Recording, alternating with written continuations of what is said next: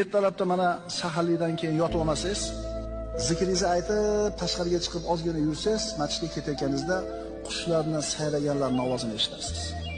Juda ham yoqimli holat. Hamma yo'q jim, qushlar juda chiroyli sayrayapti.